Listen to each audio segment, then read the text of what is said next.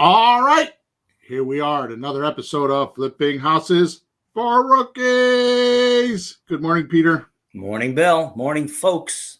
Episode number 291. We're at 291. And today's episode is called Legitimate Rookie Rewards of Subject to Deals that Create Gargantuan Retirement Quickly. Okay. Ever wonder how many houses you need to acquire so you can retire with a gargantuan income? Even better, how long, how hard, and how much do you think you need to know so you can actually do this quickly without spending a lifetime getting it done? Right.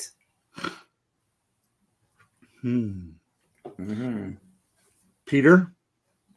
Bill? Being broke sucks. Oh, gee, nobody knows that one. No one has ever been broke. We don't know what you're talking about. No clue. So you have a choice. Do what we are about to show you or die poor. Money now is like an orgasm. It feels good, but it doesn't last. Money monthly buys you some freedom, and money later is retirement and legacy stuff. But what we don't talk about enough is how you can do less deals to hit the state. As the old saying goes, it's not how much you make, but instead how much you keep. Good one. So today, we are going to show you how many deals you need to retire handsomely and how to do it quickly because of the way we structure the deals so you don't give away too much profit that will force you to keep working. And it's all right under your nose. Extremely obvious. It's just you haven't looked at it this way ever before.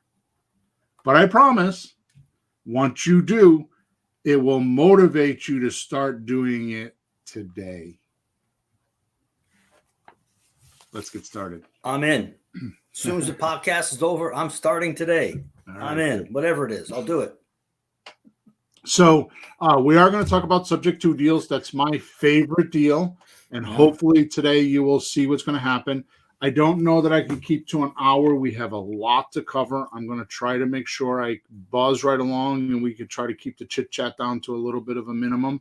I'm going to try to do it all. We may have to do another podcast. We'll see how today goes. We might have to do part 2.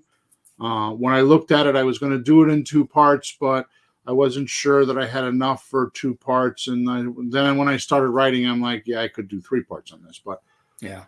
Here's what I want you to understand. And I'm throwing down the gauntlet, Peter. I really mean this, and I never throw names like this. But Pace Morby's all over the place about how he's the subject to expert. I'm not all over the place, but I can tell you right now, compared to me, he's in kindergarten. I've seen his stuff. I've listened to his stuff. I think he's a great guy. I think he does a great job, but it's all introductory stuff. I have done a lot of subject to, and I'm not bragging. I'm not trying to boast. I'm not trying to be arrogant. I'm just telling you when it comes to this subject, and anybody that gets close to me knows I know this subject cold. And today is the reason why I'm going to show you the reason why I say subject to is the best deals ever. I'm going to show you, I'm going to give you a full concept of why this is. But more importantly, if you go into the description of wherever you're watching us or listening to us, there's a link there that will give you all the paperwork. It'll give you there's a whole course in there.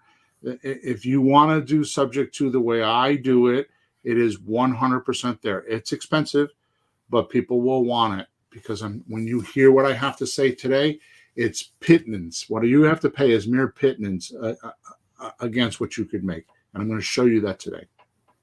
Yeah. So there's a link in the chat. Go check it out if you so desire. Make sure you subscribe to our channel wherever you're listening to us or watching us, and make sure you give us a review so others can know whether or not we're doing a good job or not. Okay? Yep. So here we go. This podcast is going to be something I think our listeners will never forget. I'm telling you. I mean, it's taken me a long time to write this podcast. Yeah, really. I've attempted to do it a couple times by talking about subject two, but it's not like this.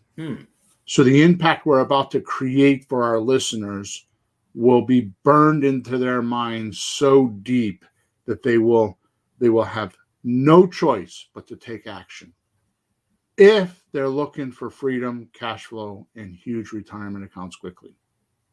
This is the way to do it. There are other ways, but this is like having the sword of truth go through 20 inches of stone.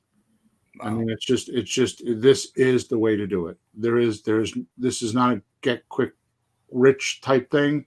This is not some, I'm going to wave a magic wand and next month I'm going to have, $1 bazillion. This is not it. It takes work, but your work is paid for over and over and over and over again. It's incredible. Yeah, this sounds like, to me, security.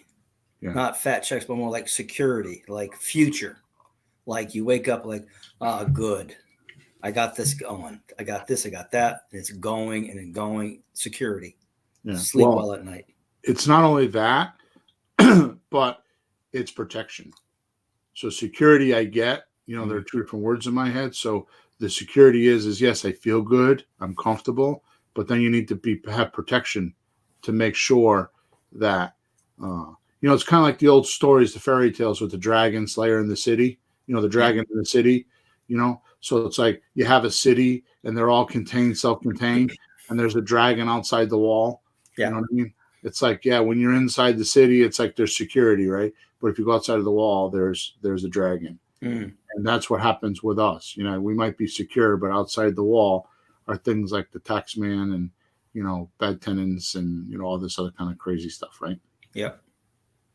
Now, the way we're going to roll today is the first part of the podcast. I'm going to go over the way we build the wealth. Then after that, we're going to go over how you keep it. Okay. And quite frankly, that is the more exciting part, the keeping it. We talk about all the time, building the wealth. Because that's where people are. Yeah.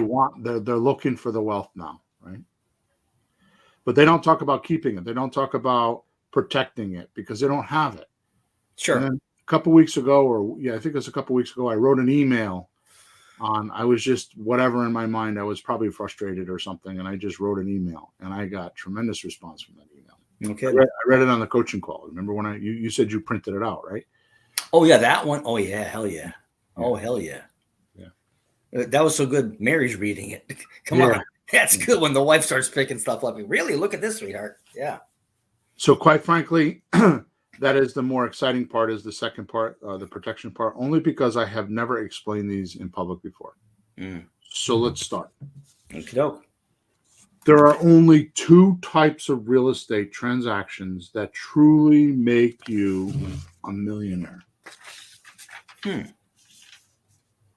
One is buying property substantially under market value. Or two, buying property at market value or just below on terms. Those are the only two ways that you can buy property or control property and make you a millionaire. Yeah. By the way, the definition of terms is seller allows you to make monthly payments or take over existing payments until it's paid off. So a terms deal means seller allows you to make monthly payments or take over existing payments until it's paid off. Right.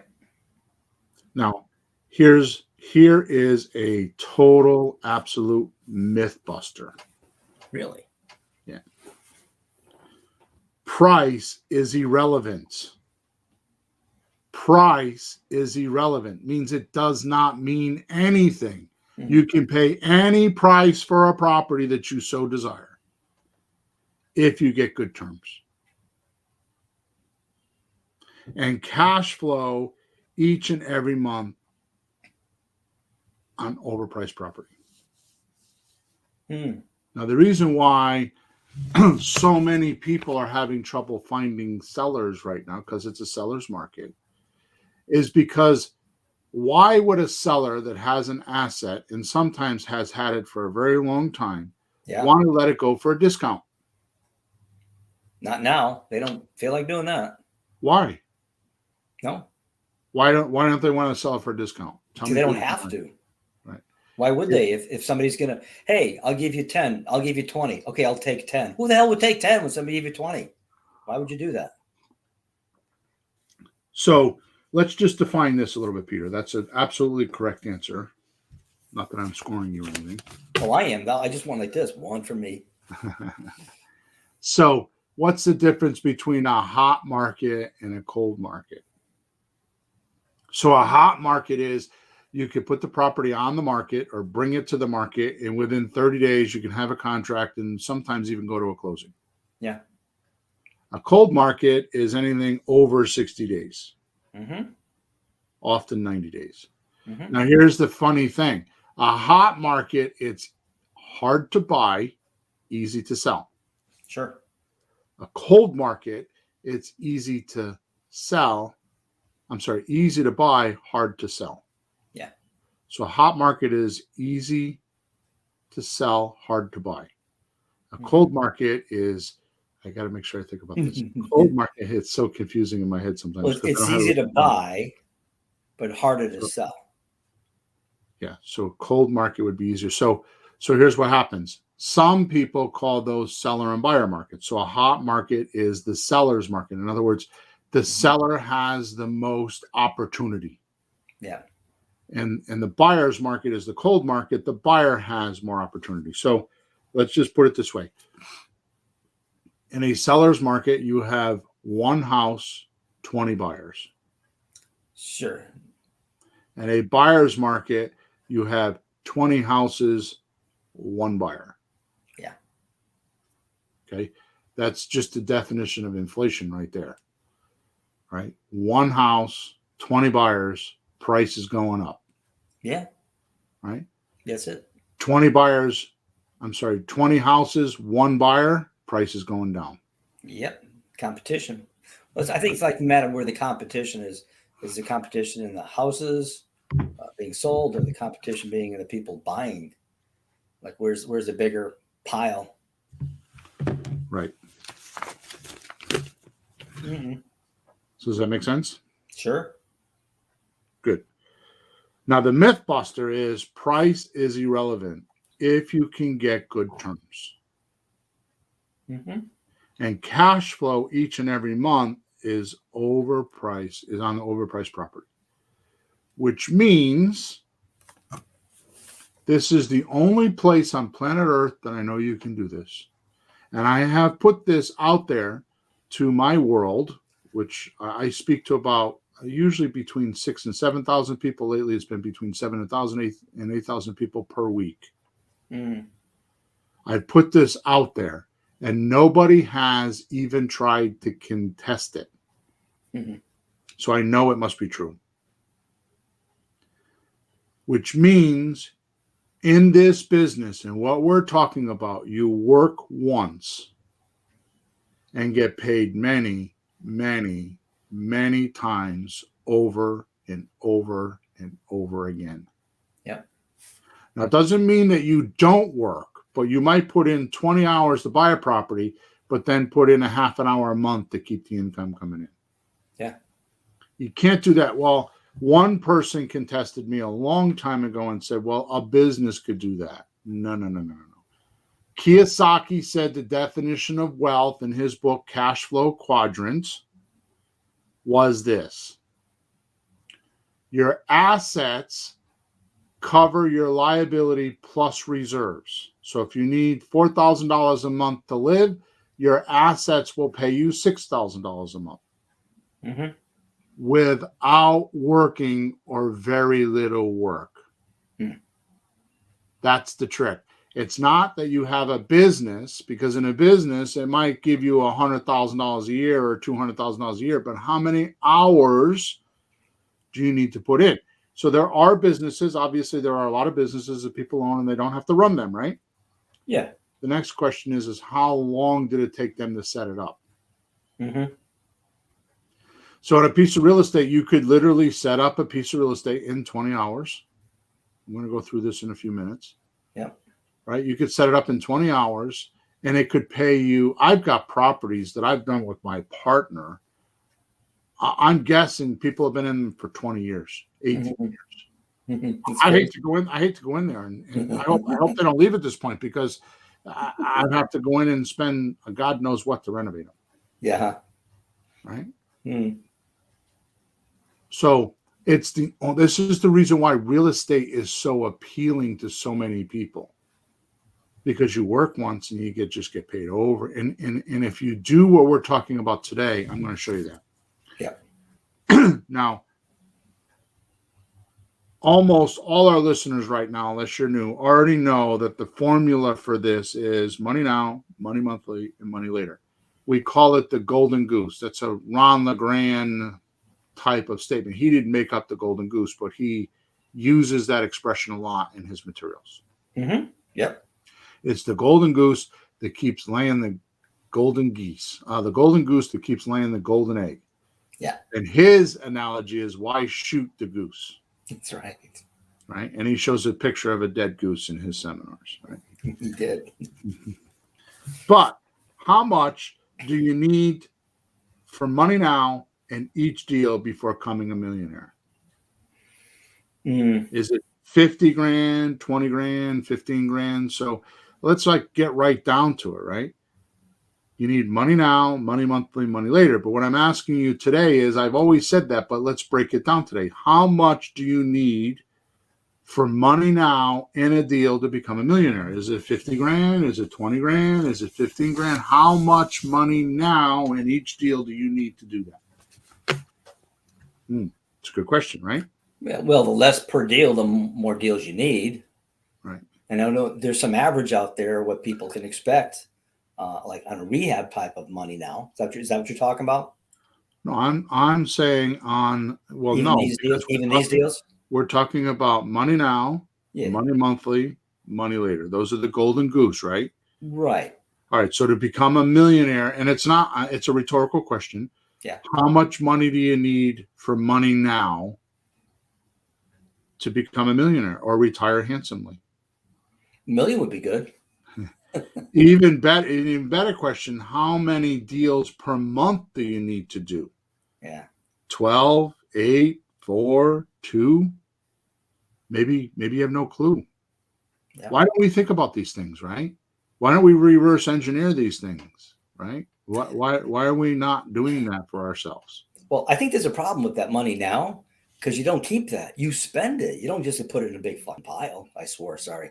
You don't just get to put it in a pile. You know, if it comes in like that in chunks, you're going to spend it on stuff. You just do. Right, which I thought I was going to get a rise from you when I read this. In the description, I put, money now is like an orgasm. It feels good, but doesn't last. Well, I completely understood that. There was nothing else to say. Hey, let it go. I remember. That's true. It's like short term. It's like you would be, but then what?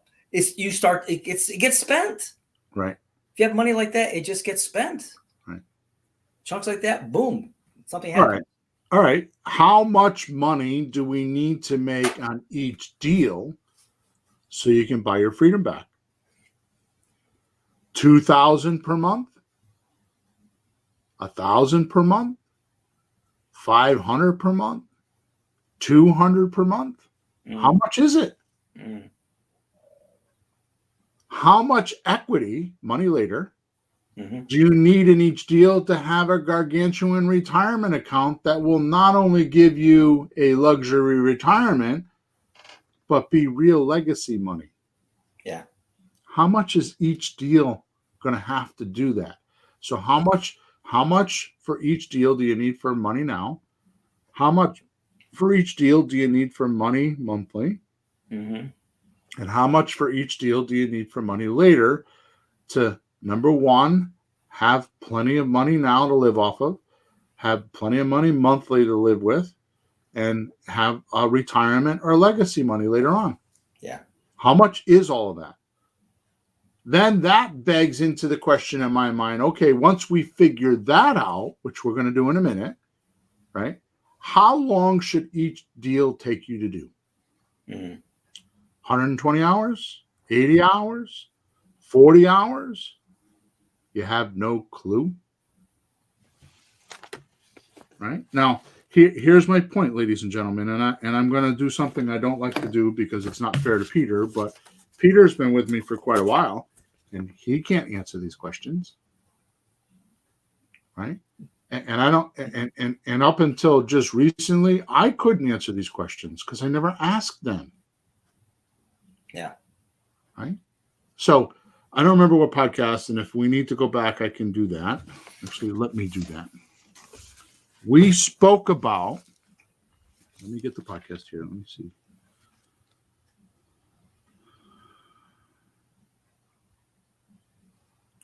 I think it was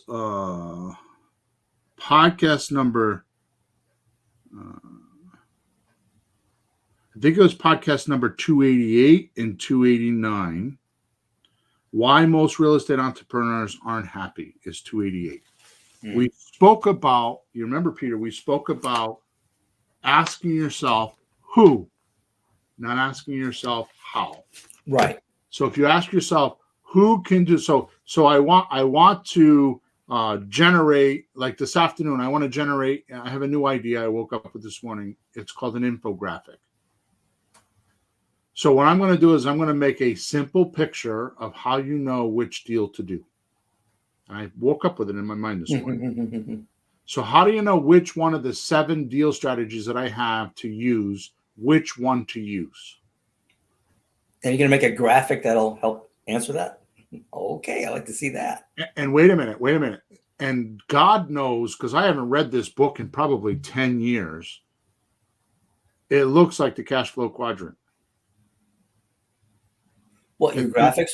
Graphics are going to look like that? It's going to be called the Creative Real Estate Deal Quadrant. And you're going to be able to look at 4 squares and know which deal to do. Wow. Okay, so here's my point. So how do I do that infographic? If I ask that question, how do I do that infographic? Right? Yeah. It could take me weeks to try to figure that out. I have to go figure out this and that and software and that and that. How do I do it, right? Instead, I'm going to ask myself, who can make it for me? Right. And literally in about 15 minutes this afternoon, I'll have it. I'll pay money for it, but I'll have it. And next week, you'll probably see it in my emails. Okay, see the difference? Yeah. Who can solve the problem? Who can come up with a solution? Who can do it for us? So if you want something, you don't ask, how do I? You ask, who can I do it? Who can do it for me? Yeah. Right? Now, here's the magic. In real estate, your who's are your clients, are your sellers. So you have to ask yourself, who can do this deal with me? Who can give me this type of a deal that would give me money now, money monthly, money later? Right. Who could do this deal so I don't have to spend 120 hours, 80 hours, 40 hours, or 20 hours? Who can I do this deal in 10 hours with? See, it's all connected. It sounds a little profound, but if you just switch your way of thinking a bit, all of a sudden it streamlines. What happens? See, here's what happens in our society today. Seriously. In 1922, how many paved roads were there for cars?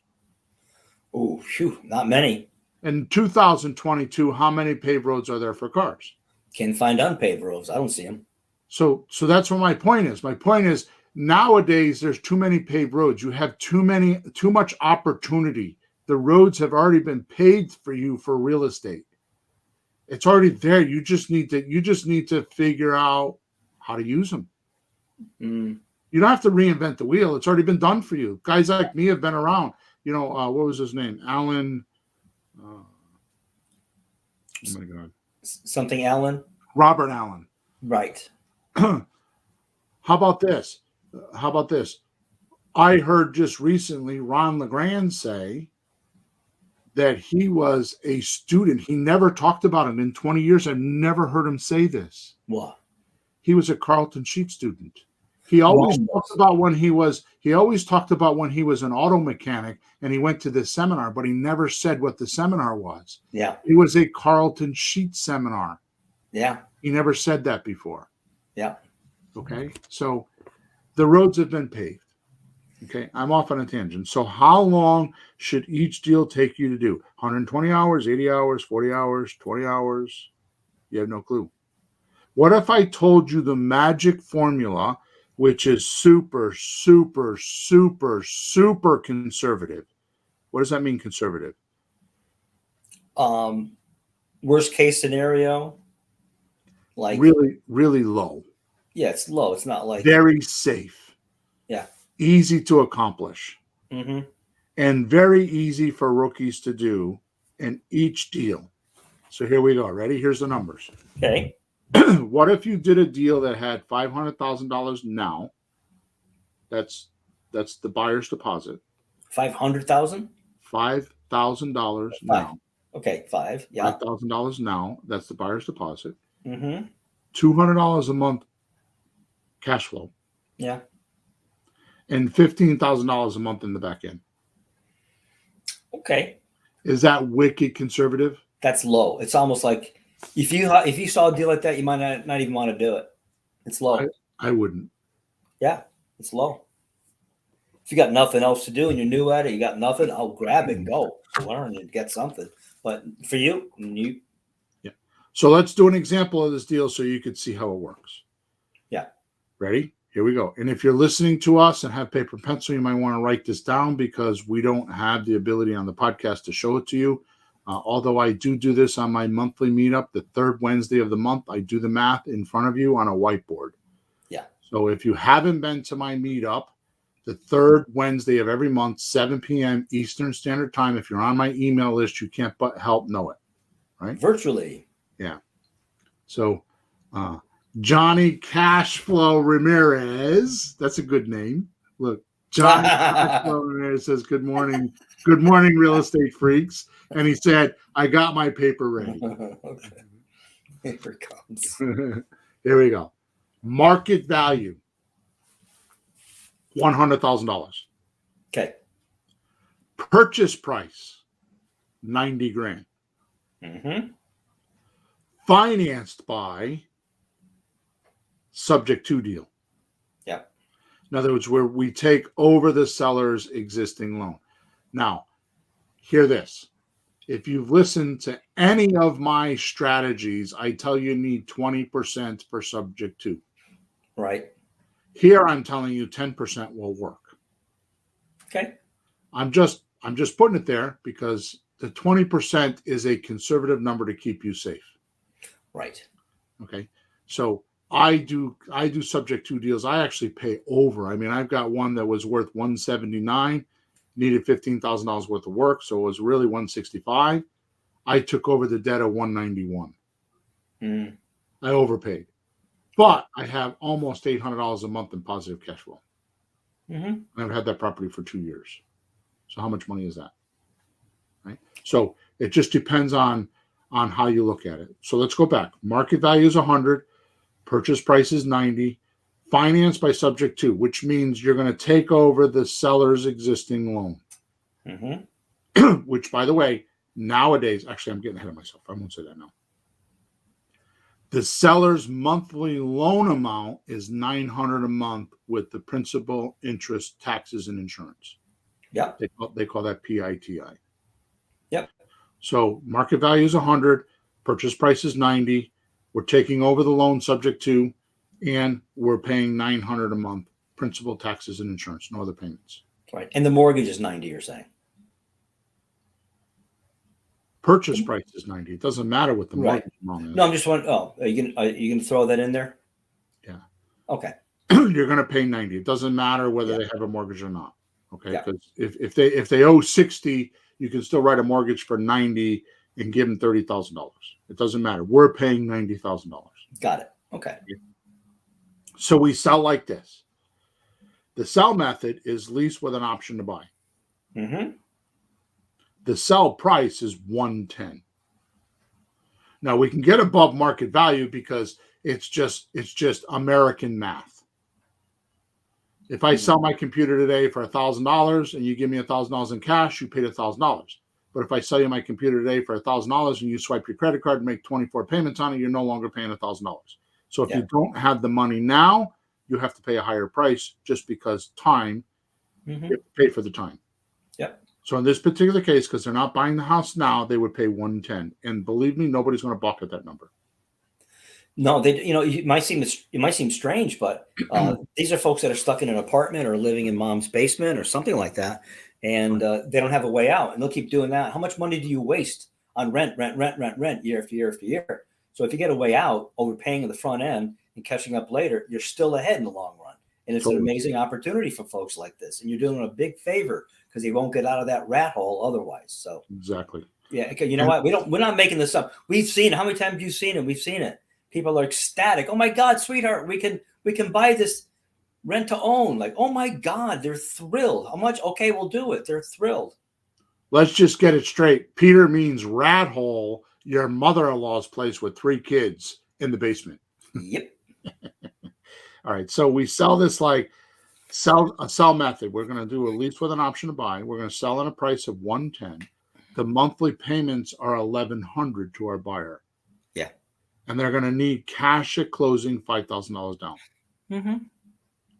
Which is money now. The $5,000 is the money now.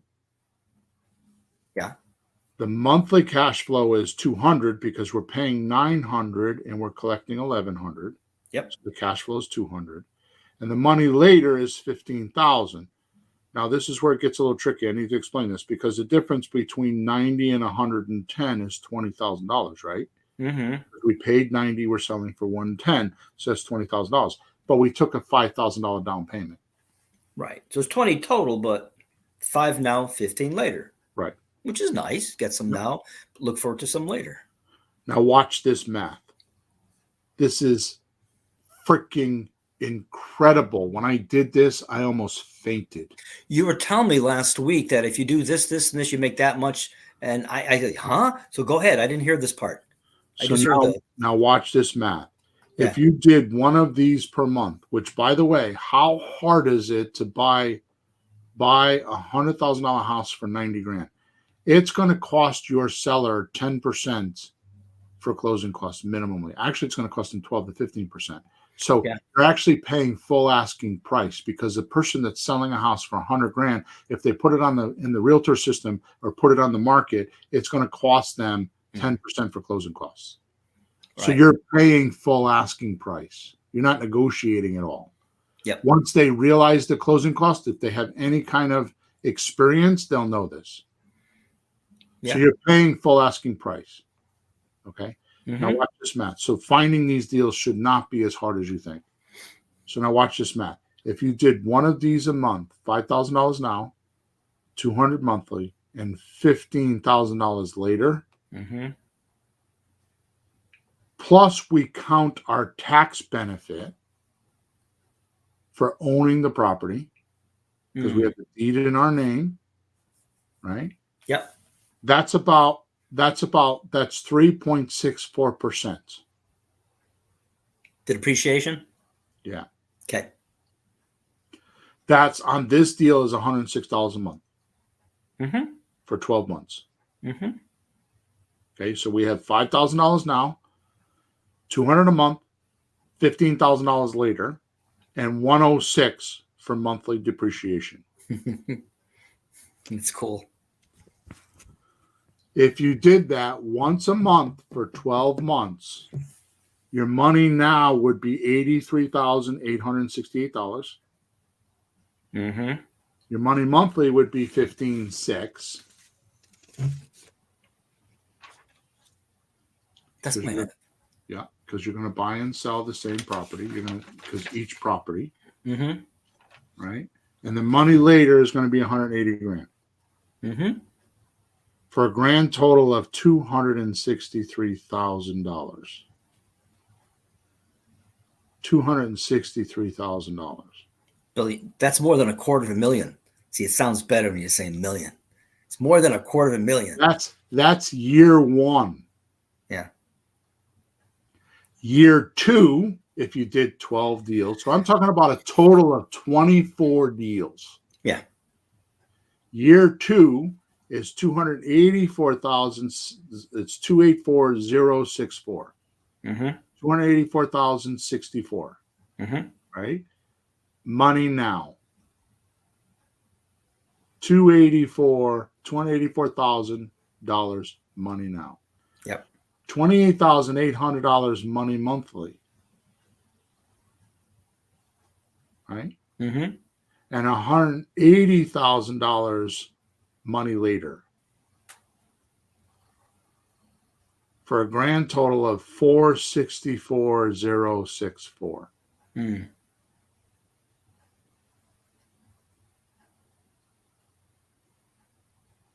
That's almost $500,000. That sounds good, doesn't it? Almost $500,000. So by doing 12 subject to deals, Mm-hmm. whether it takes you 2 years or 4 years, and you use these conservative deals, which I have to overemphasize, $5,000 down, $200 a month, and $15,000, and you're in the middle of the country where you're buying $100,000 properties, that's low. That's normal. But on either coast, Yeah. I mean, what happens when you're buying in California? You're buying $500,000 houses, or what happens on the East Coast where we are? They're $300,000 houses. Yeah, they are. $5,000 is like stupid money. You're going to get $15,000, $20,000 down. Yeah. And $400 to $600 a month monthly cash flow. So these are conservative numbers: $5,000 down, $200 a month, $15,000 in the back end. Yep. It's on the low scale. At the end of 2 years, 24 deals later, you are doing $284,000 a month money now. I'm sorry, total for a year. Total for a year is $284,000 for money now, $28,800 for monthly cash flow, $180,000 in money later, for a grand total of $464,000 that year. Mm-hmm. I have to keep going. Mm-hmm. Just to keep this short, which, by the way, this is a whole podcast within itself, which is why I decided to try to stuff everything in one podcast instead of doing 2 podcasts. And if I have to, I'll have to do another one. But just to keep things short, Peter, what happens when you do something more than once? Well, educationally, you start getting very knowledgeable and very good at it. You can, you know how to do it. You know how to answer people's questions. You just get better at it. And you want to do that. That's what you start seeing. You start seeing that everywhere if you can. So, Johnny Cashflow, you are 100% incorrect. Unfortunately, we can't lease option or slot deals here in Texas. That is not true. You can't do them for more than 6 months. You can do a lease option and a slot deal for 6 months in Texas. I have coaching clients there. But believe it or not, Johnny Cashflow, here's the deal. You guys got it better than us. Because in Connecticut, if I do a lease with an option, I have a 6-month eviction if I don't do the paperwork correctly. They could stay for 6 months. In Texas, you can do owner financing, and you have about 20-something days to get them out of the house. Mm-hmm. So you're better off to not sell on a lease with an option in Texas. You're better off to sell on owner financing. The math still works the same. Okay, so I'd rather be in Texas and do owner financing than lease options. You have better control of that in Texas. Mm-hmm. Okay. All right. So I want to keep this short. So if you do one deal, you get practice, right? Mm-hmm. If you do 2 deals, you get better, right? If you do 3 deals, you get better, right? So I have a whole scale that I'm not going to cover today, but the lowest point is what happens if you got 25% better on each deal. Okay. Yeah. Just 25% better, which is going to be a lot more than that if you start doing 10 or 20 deals. It's going to be more than 25%. It's going to be 50, 75%, maybe 100%. No, I've watched you do these over the last few years, and they've gotten better and better. Your numbers keep getting better on the deals. You found ways to pull more money out, and it doesn't injure the person. It helps them. It helps them buy the house better, sooner, whatever it is. Yeah.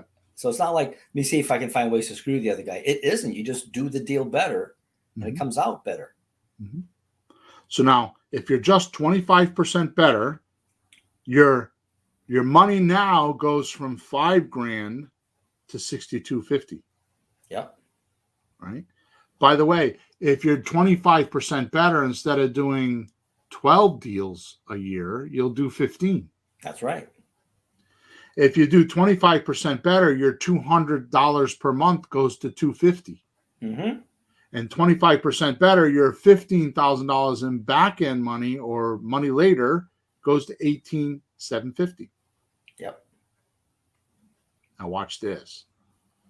If you just did 12 deals, 25% better, in other words, you did 12 deals the first year, and the second year, I'm telling you, the second year, if you just continued to be the same, the second year is $284,000 money now, $28,000 money monthly, and $464 total money.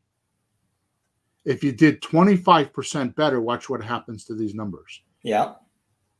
450, 330 money now, 450,330 money now,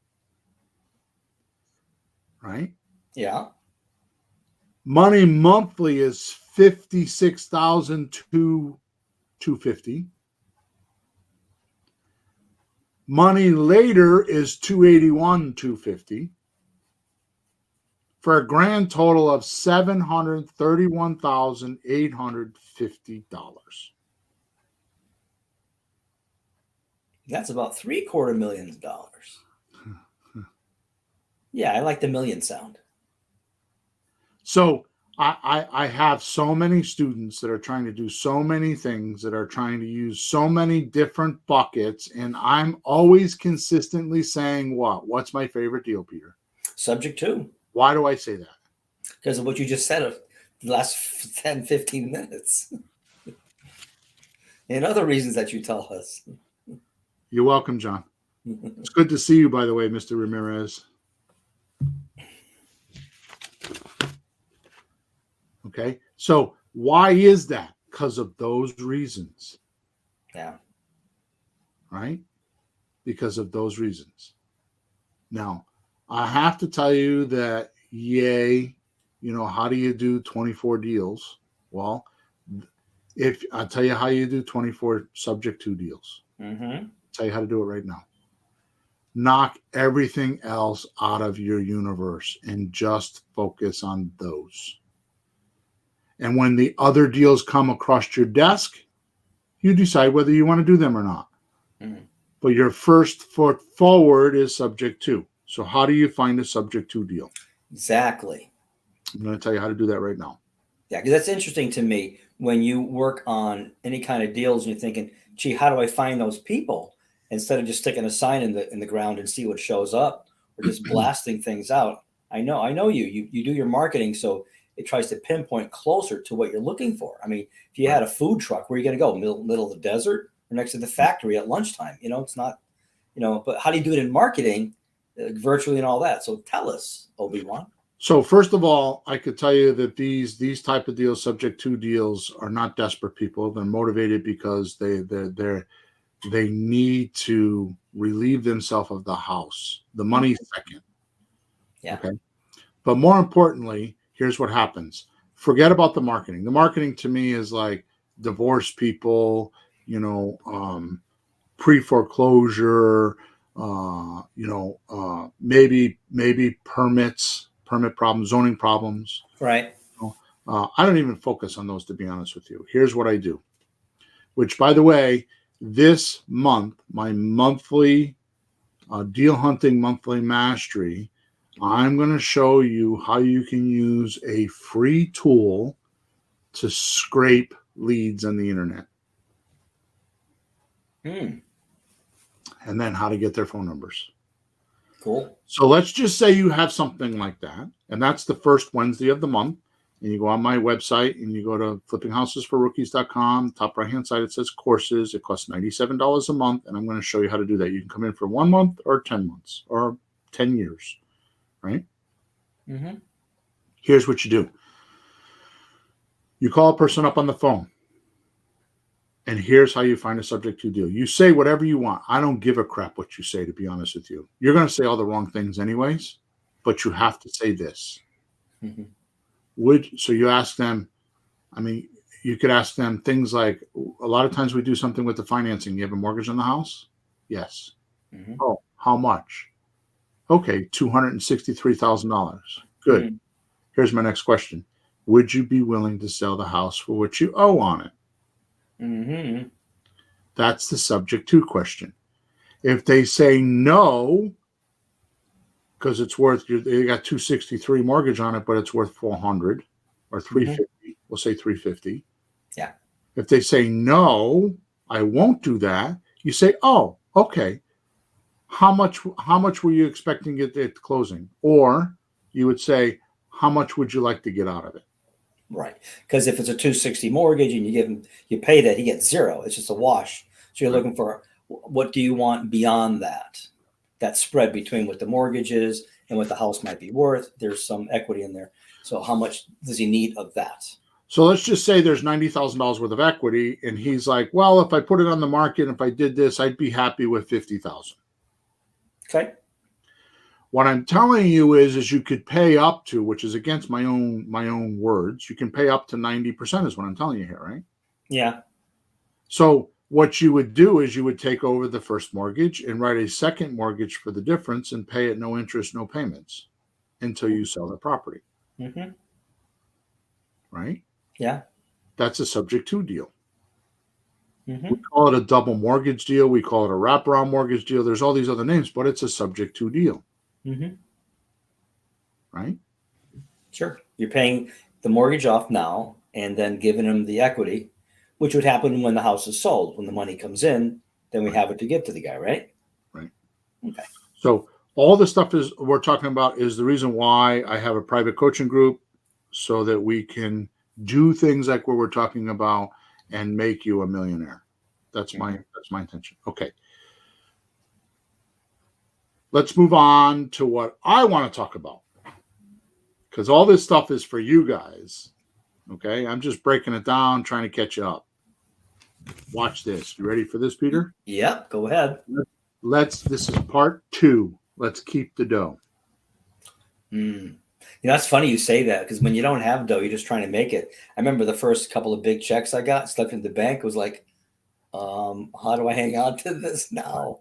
Wow, what do I do? Like, this is different.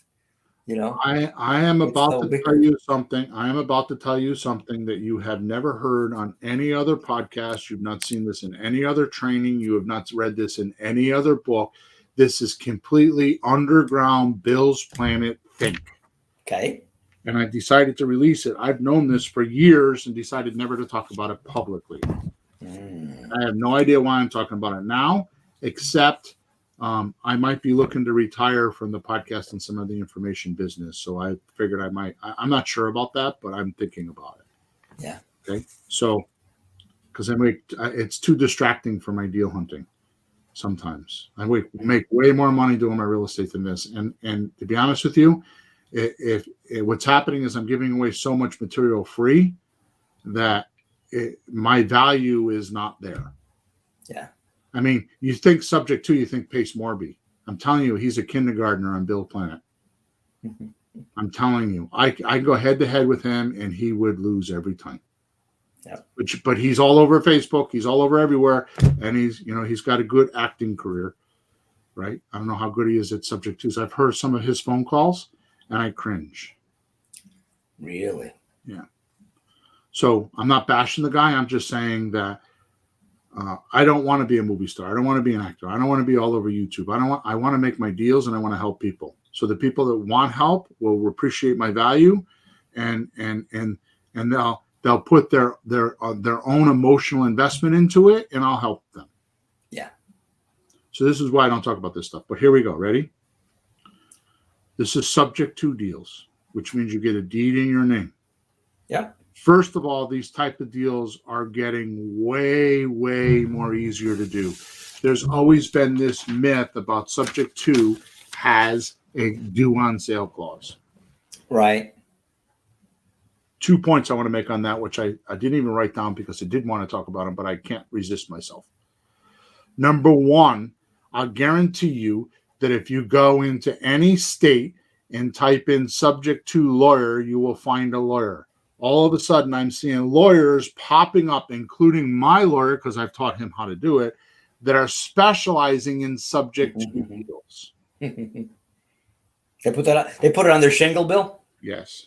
So here's the deal. If you don't believe me, right now go into Google and type in HUD-1 statement. That's a settlement statement for the government. The government, every deal you do nowadays, every real estate transaction goes through the government. So they have to, the closing agent has to present the settlement statement. They call it a HUD-1. Yeah. At line, I think 102 or 105 or something like that, it says subject to, taking over the loan subject to. Yeah, it's one of the put the number. You go down all these numbers, housing and urban development. You go down all the numbers are filling in how much, the taxes and the water bill. And there's I have them in my cabinet too. But I pulled it out when you said this. Like there it is, subject to line whatever 10 something. Yep. It's right there. Let's put that aside. So first of all, there are closing agents that are specializing in subject to. So that means it's getting more popular. Mm-hmm. But here's my final point, and I'm going to cut my nose to spite off my face here. Honestly, you don't need to do subject to anymore. You just do wraparound mortgages, and it does everything for you. And a closing agent, it handles all the subject to, it handles due on sale clause, it handles everything. Yeah. Number two, because attorneys and closing agents are doing these deals, the lenders are much more relaxed on the due on sale clauses because they're closing with settlement statements and they're closing in an attorney office and they don't even think about the due on sale clause. Yeah. Number three, think about this for a minute. For about 14 years, mortgage loans have been 4% or below. Yeah. Okay. There might have been a few times where they went to 4.3, but it was only for a month or two. It wasn't very much. But for 14 years, it's been all loans have been below 4%. Okay. Mm-hmm. But we know inflation is at our front doorstep. There's no way that you could put $10 trillion into an economy and tell everybody to stay home for a year and not produce. Remember I told you that inflation is 20 buyers in one house? How do you think that works for couches? 20 buyers, one couch. Yeah. In the grocery store, 20 buyers, one jar of peanut butter. How do you think that works? Why do you think they're cutting the supply chains? Because whoever the suppressive people are that are trying to rule this world because they think that there's too many of us and not enough resources, they're trying to prove their point. It's a complete dramatization. Yeah. Okay. Regardless of all that. Yeah. We know the interest rates are going up. They have to cut down inflation. There's no other way to do it. Right? Mm-hmm. So what happens when the interest rate is 5%, 7%, 9%? Bill, in the 80s, when I was young enough to buy a house. Remember that? 18%? Yeah, it was 18%. Reagan came in and did some stuff and handled some things and it calmed down, but it was 18%. What the hell do you do with that? Without making this, because I can make this a whole podcast in itself. Look at this. Look at this. Mm-hmm. Okay. Let me ask you this question. Let me give you an analogy before I say what I'm going to say. Yeah. How much is a 1957 Bel Air Chevy worth today? Well, you know better than me. You're the car guy. I'm the guitar guy. I can tell you a 54 Stratocaster Fender. There you go. Yeah. So I saw one on Barrett Jackson the other day sell for $100,000. Yep. When you bought that car, I think it was $4,000. Oh, hell. I bought a 67 Le Mans. It was $2,600. It was less than that. Okay. So let's just say, it was $2,000. Yeah. So how would you like to today buy that 57 Chevy Bel Air for the original price? Mm-hmm. For the 2000 in today's market? Oh, hell. That's what subject to is like. You're taking over a mortgage that has a 3% interest rate when the current interest rate is 7%. So that difference is your profit. So let's say the new person has to pay $1,800 a month to buy a $200,000 house, but you're buying the house at 3% at $1,400 a month. You're right. There's $400 right there difference. Just because you know how to buy subject to. Because you're buying with old money, selling with new money. Yeah. Come on now. That is freaking incredible. That alone should make you salivate for subject to deals. You're buying with old money, selling with new money. Yeah. How about this? Number 4. Because you buy with subject to, you pay the mortgage. Do we agree? Sure. That's the deal. Peter, I am telling you that this is the climax of this podcast right now. Jesus Christ, but you start with an orgasm, you're ending with the climax. You're killing me here. You're killing me. What do I have on my mind, right? So listen to me. I don't actually. It's just a way to talk. So listen to me, because this is freaking huge. Nobody has said this that I've ever heard of outside of Bill's Planet. Mm-hmm. You take over a mortgage. Who's paying the mortgage payment? The buyer, really. Okay. They're leasing. Who's paying the mortgage payment? We are. Yeah, we are. Well, I mean, just saying we are, but with their money. So now watch this. Watch this. And this is what occurred to me. Mm-hmm. Every single February, you get, if you have properties, you get a bunch of mail. Your mailbox is full. What's it full with? Bank statements of interest paid. Right. So they tell you this is how much interest you paid for this mortgage this year, the year prior. Yeah. So if it's 2021, it's for 2020. If it's 2022, it's for 2021. Yeah. Well, it's for your taxes. They send you that so you can go to your tax account and do your taxes. Why do they send that to you? Because you're the one paying the mortgage, even though it's in the other guy's name. Why do you're we paying care it. about the interest? Why do we care how much interest we're paying? It comes the hell off your taxes. So watch this. If you have a subject to property and you're making $400 a month. Cash flow, yeah. $400 a month cash flow. You're making $400 a month. That's right. $48,000, right? 4,800.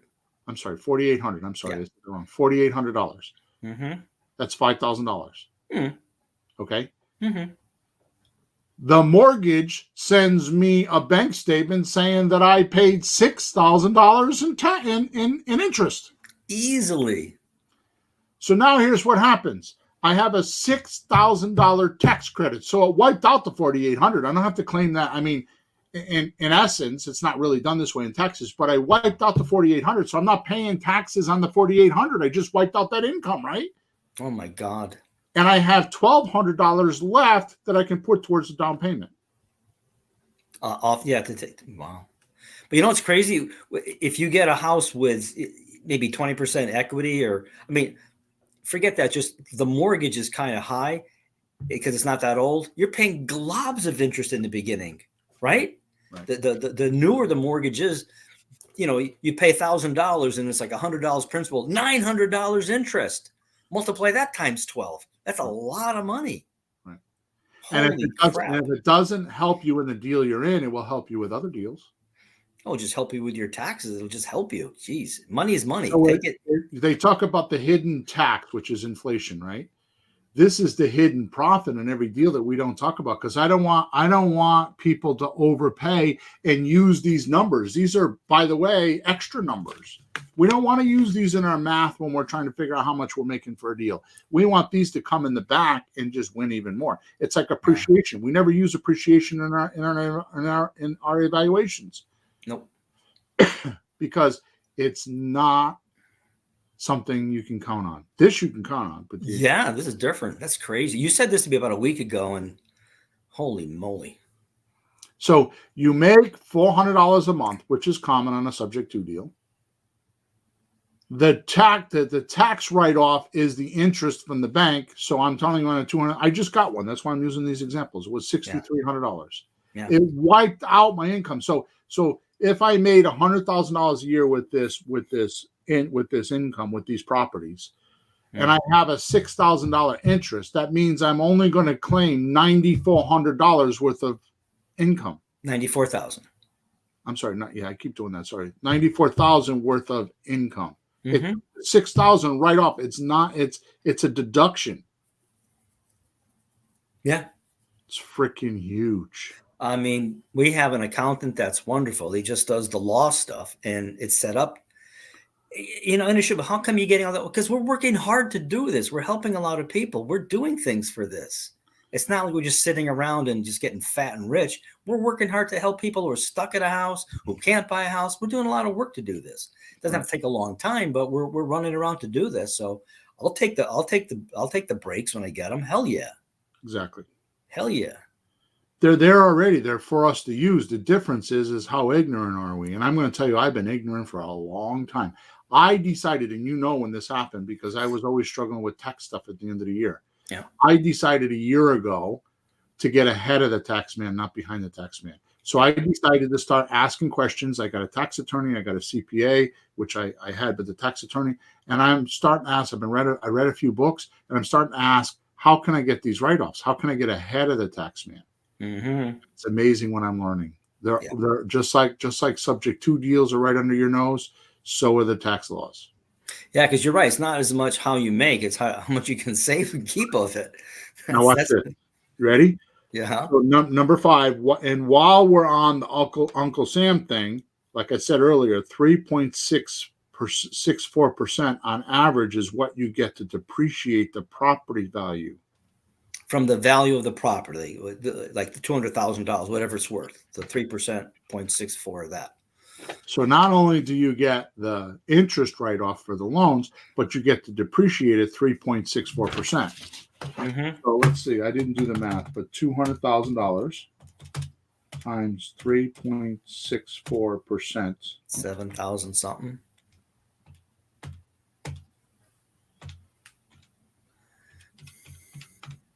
$7,280. Yeah.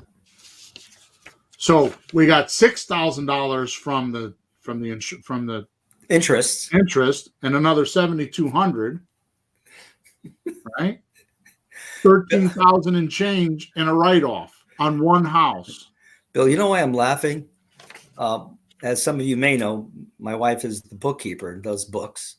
So when it comes to the accountant, we go to our guy, same guy you have, and I sit there. And they pass papers back and forth, and I watch. I go like this. Once in a while, I ask something, and they ignore me. And they'd say things that I go, whatever. And I leave, and he goes, how much? I say, how much do I owe? And he goes, blah, blah. And he went, huh? That's less than I used to pay when I had just a job. The more houses you have, the less you pay. I pay less taxes than when I just had a jobbity job. And I don't know what he did because they talk to each other. And I go, okay, let's go have lunch. And I'm happy. But I'm getting some of the detail listening to you right now. Right. And that's why the wife is reading your thing so much, because all that stuff is there. So this is exciting. So I just made a decision because we're at 1 hour and 4 minutes. So here's what I'm going to do. Yeah. I'm going to stop the podcast. Okay. I'm going to continue it in episode number 292. And I'm going to start off with, once we recap everything we talked about today, I'm going to start off with how you can buy properties in a Roth IRA. Oh, I'm coming to that one. And if you use a Roth IRA, you can completely get tax-free. Mm-hmm. So subject to deals, I have been told that subject to deals can't be put in a Roth IRA. The reason why is because a Roth IRA will not allow a recourse loan. Which means a loan that you have to pay, that you're responsible for. They can sue you and foreclose and make you pay the loan. Yeah, you're completely liable for it. Right? Okay. Yeah. But I figured out how to do that without doing that. So I'm going to talk about how you can put money in an IRA and a Roth IRA and why most people don't do it. I'll tell you the reason why most people don't do it. I'll tell you why Roth IRAs are not used this way. Mm-hmm. There's a reason for it. And when I reveal it to you next podcast, you're going to be like, oh my God. Plus, we're on number 6. Roth IRA is number 6. I have 12 ways. So we'll go over the other 6 ways. Okay. Yeah.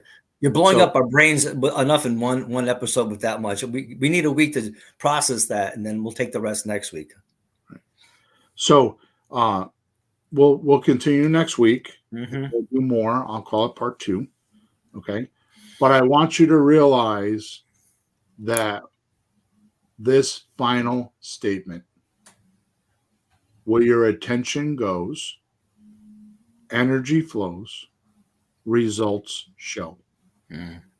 If you put your attention on finding subject to deals, your energy will flow to that, and soon you will have results of subject to deals. Now, I'm not telling you to not do the other deals, but I'm telling you this is the reason why I choose subject to deals. Because there's so many profit centers. Yeah. More than any other kind of deal known on planet Earth. Mm-hmm. Okay. So there you go. So make sure you go into the description.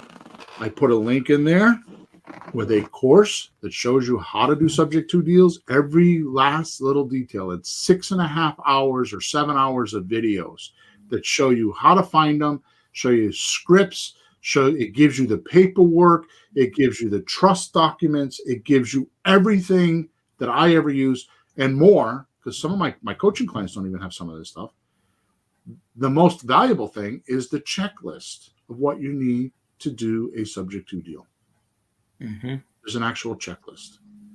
You get on the checklist and you just do it 1, 2, 3, and you do a subject to deal. And all that's in the link in the description of wherever you're watching us or listening to us. Don't forget to subscribe to us wherever you're watching us or listening to us, and make sure you leave us a review. And with that said, we're over and out. Have a good week. We'll talk to you at episode number 292. The end.